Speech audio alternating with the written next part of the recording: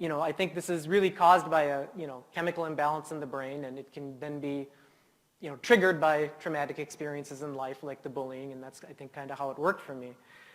But it took many, many years for me to accept that I have a mental illness. I'm mentally ill. What did I do to deserve to be mentally ill? And I don't want to have to deal with this. And I had so much anger in me towards these bullies because I kind of felt that they did this to me. My OCD, my illness, made me relive the bullying for years and years and years after it had finished. So in a sense, these people, Michael and these other people, were still tormenting me every day and haunting me through my illness. And they gave me this illness. They did this to me. And I wanted revenge, and I just couldn't move on. I couldn't separate the fact that the bullies are in the past, and now I have a mental illness I have to deal with. I just couldn't move, and I wasn't making much progress and doing well in my life. And finally, at the age of 24, in my mid-20s, I was living at home with my parents still. I was taking a few classes here, actually, but I would then drop my classes when things got too difficult and, start again and that sort of thing. And I wasn't able to hold down a job. And I finally made a decision that is the primary reason that I'm here today and that turned everything around for me.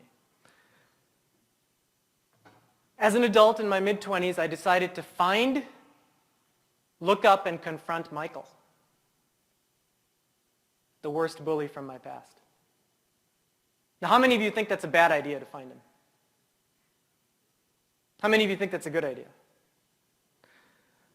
Well, I certainly remembered Michael to be a very, at least towards me, to have been very nasty, very aggressive, not a nice person, And it was kind of daunting to think about, trying to find this guy and have some kind of talk with him, but eventually it got to a point where I couldn't move on without doing that.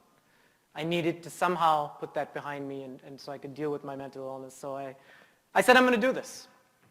And Michael also had a somewhat unique last name, and I was able to look up his last name in the phone book and find his parents' house, which was by the elementary school where we had both gone. And so I figured that, I don't even know if it's possible to get a hold of him. I don't know if he even still lives in Minnesota or if he'd even be willing to meet me and talk to me about this stuff. But I figured I got to start somewhere, so I'll call his parents' house.